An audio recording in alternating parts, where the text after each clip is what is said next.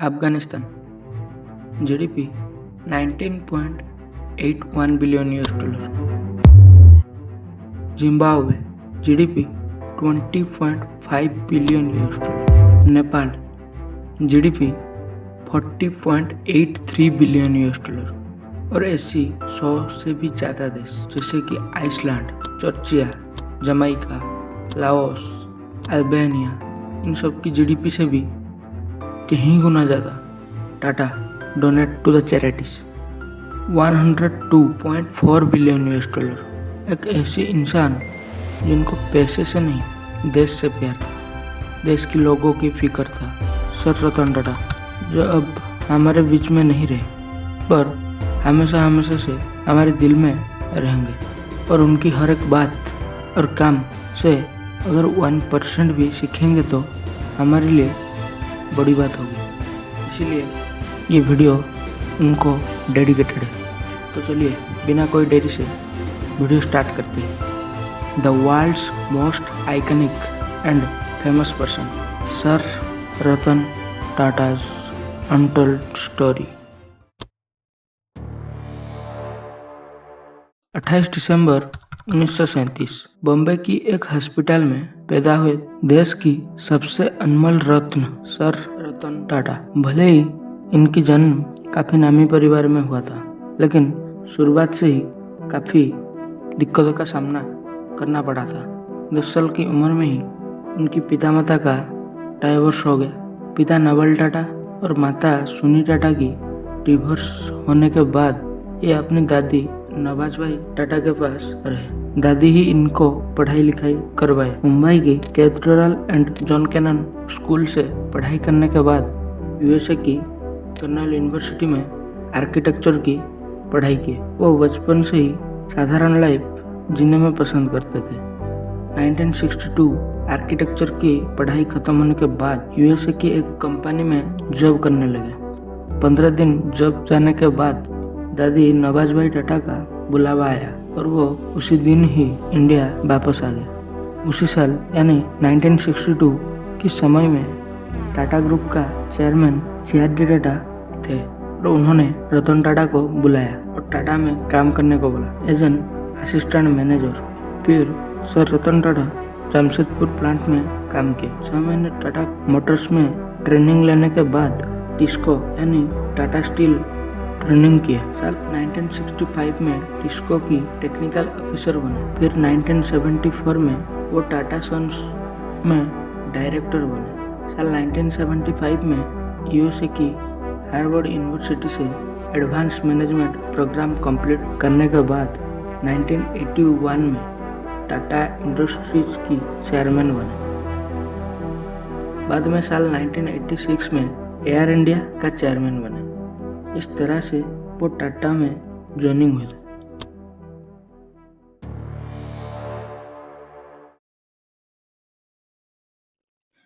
ये समय था 1991 मार्च 25। CRD Tata announce that Ratan Tata was chairman of Tata trust, यानी टाटा ग्रुप का चेयरमैन अब रतन टाटा बने। फिर वहां से रतन टाटा की असली कहानी शुरू हुई। उस समय इंडिया की इकोनॉमी तेजी से ग्रो कर रही थी और ग्लोबल मार्केट खुल रही थी। बाहर के देशों में ट्रेड करने को मौका मिल रहा। तो साल 2000 में इसका फायदा उठाते हुए सर रतन टाटा ने टाटा ग्रुप का स्ट्रक्चर ही चेंज कर डाला और एक नई स्ट्रेटेजी अपनाई, जो कि आगे जाके टाटा ग्रुप के एक माइलस्टोन साबित हुई। पर एक समस्या भी थी। टाटा मोटर्स, जो कि उस समय सिर्फ ट्रक और कमर्शियल व्हीकल बनाती थी, तब रतन टाटा की विजन थी कि टाटा एक पैसेंजर कार बनाए जो पूरी तरह से इंडिया की सड़क के लिए डिजाइन एंड बिल्ड किया जाए, यानी पूरी तरह स्वदेशी हो। ये डिसीजन काफी रिस्की थी क्योंकि टाटा मोटर्स को उस समय कार मेकिंग में कोई खास एक्सपीरियंस नहीं था। पर साल 1998 में टाटा मोटर्स इंडिया की पहली indigenous car Tata indica launch किया और देखते देखते लोगों की पसंद होने के कारण काफी अच्छी सेल किया। पर धीरे धीरे सेल डाउन होने लगा और टाटा मोटर्स काफी लॉस में जाने लगा। तो उस समय इन्वेस्टर ने रतन टाटा सर को कहा कि एक कंपनी बेच दो, और उनके कहने पर ना चाहते हुए भी कंपनी को बेचने का फैसला लेना पड़ा। तो रतन टाटा उस समय अमेरिका की बड़ी कंपनी फोर्ड के पास गए और एक मीटिंग की। मीटिंग के दौरान फोर्ड की मालिक बिल फोर्ड ने रतन टाटा के साथ अच्छे व्यवहार नहीं किया और रतन टाटा को बोले कि अगर आपको कार बनाना नहीं आता तो बनाया ही क्यों, आपका कंपनी खरीद के हम तुम पे एहसान कर रहे हैं। ये वो बात थी जो सर रतन टाटा की दिल पे लगी और वो वहाँ से डील कैंसिल करके इंडिया वापस आ गए और दोबारा रिसर्च किए, मार्केट के हिसाब से इंडिका को दोबारा तैयार किए और लॉन्च किए। और इस बार आप सबको पता है कि इंडिका भारत के साथ साथ विदेशों में भी सफलता हासिल किया था। फिर वहाँ से रतन टाटा कभी मुड़ के नहीं देखे और टाटा ग्रुप को आगे बढ़ाते रहे। फिर साल 2000 में टेटली को खरीदा, जो कि एक ब्रिटिश कंपनी थी। देश और विदेशों में तहलका मच गई कि एक भारतीय कंपनी ब्रिटिश की एक बड़ी चाय की कंपनी को खरीद लिया। फिर 2007 में यूके की एक स्टील कंपनी करोस को 12 बिलियन US$ में खरीदा और टाटा स्टील वर्ल्ड की सबसे ज्यादा स्टील बनाने वाला कंपनी बन चुका था। फिर आया 2008। पूरी दुनिया में फाइनेंशियल क्राइसिस आने की वजह से बाहर की कंपनी को लॉस के सामना करना पड़ा था। उसमें फोर्ड भी शामिल था। ये वही फोर्ड है जो एक समय पे सर रतन टाटा का इंसल्ट किया था। उनकी लग्जरी कार लैंड रोवर और जैगुआर बनाने वाले कंपनी JLR को काफी लॉस का सामना करना पड़ा था, इसलिए बिल फोर्ड ने उसको बेचना चाह रहे थे। और आपको पता है आगे जाके 2.3 बिलियन में रतन टाटा ने वो खरीद लिया। फिर बिल फोर्ड ने बोला कि ये कंपनी खरीद के आप हम पे एहसान कर रहे हो, ये कंपनी हमारे लिए बड़ी बोझ बन गई थी।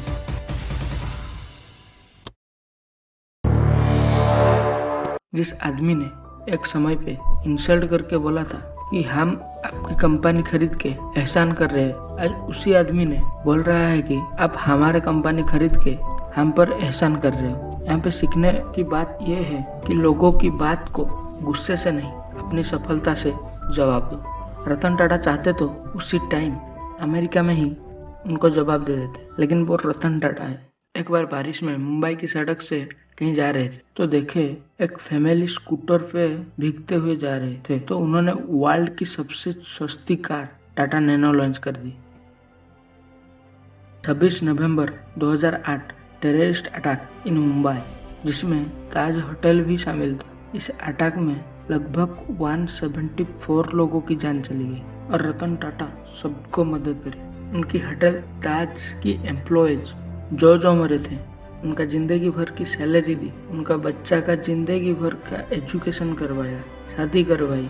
आप सोच रहे होंगे ये तो सब करते हैं, पर जो हैरानी वाली बात लगी कि अपने होटल वाले को तो मदद किया, पर होटल के बाहर जो पुलिस वाला थे, चाय की टपरी, भेलपुरी वाला, गुब्बारे वाला, जिनको टाटा ग्रुप से कोई मतलब नहीं थी, उनको भी मदद करी, पैसे दिए, मेडिकल ट्रीटमेंट करवाया और ये सब कुछ मात्र 20 दिन में कर दिए। ये है रतन टाटा। आपको एक और किस्सा सुनाता हूँ कि एक बार कॉलेज चेयरमैन ने कॉलेज की 25 साल की एनिवर्सरी पे इनवाइट किए और सर रतन टाटा वहाँ पे पहुँचे। तो कॉलेज की स्टूडेंट में भीड़ भाड़ होने लगी कि मैं देखूंगा, मैं मिलूंगा। तो रतन टाटा ने देखे कि एक बच्ची नीचे गिर गई, तो उन सबसे बोले कि आप फंक्शन खत्म होने दो, मैं आपसे मिलूंगा।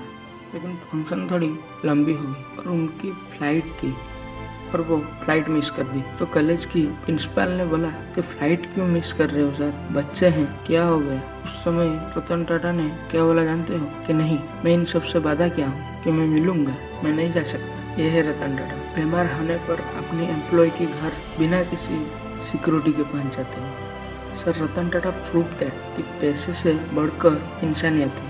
और हाँ, वो फेमस इंसिडेंट तो आपको याद ही होगा जो उनके इंस्टाग्राम में 1 मिलियन फॉलोअर होने पर रतन टाटा सबको थैंक यू बोले थे। तो एक लड़की ने उस पर कमेंट करके कहा था कि कंग्रेचुलेशन छोटू। तो लोगों ने उस पर बैड कमेंट कर रहे थे, ट्रोल कर रहे थे। तो लड़की ने वो कमेंट डिलीट कर दिया। फिर अगले ही दिन अपनी इंस्टाग्राम की स्टोरी पर लिख के लोगों को रिक्वेस्ट की वो इस लड़की के साथ ऐसी व्यवहार ना करे। इनफैक्ट उसको बोले कि दोबारा फर्स्ट करने से ना कतराए और दिखा दिया कि रेस्पेक्ट उनके लिए कितना इम्पोर्टेंट है। जब देश की सबसे बड़ी सम्मानित पदवी भारत रत्न अवार्ड देने का हैशटैग कैंपेन चला तो खुद ट्वीट करके लोगों से कहा कि मैं आपके सेंटीमेंट की कदर करता हूँ, लेकिन इस तरह का कैंपेन मत चलाइए, और कहा कि मैं इंडियन हूँ, यही मेरे लिए बड़ी बात है। ये है हमारे रतन टाटा। ओलंपिक पे प्लेयर को स्पॉन्सर करने के बाद को या क्रिकेट को बचाने के बाद सबके आगे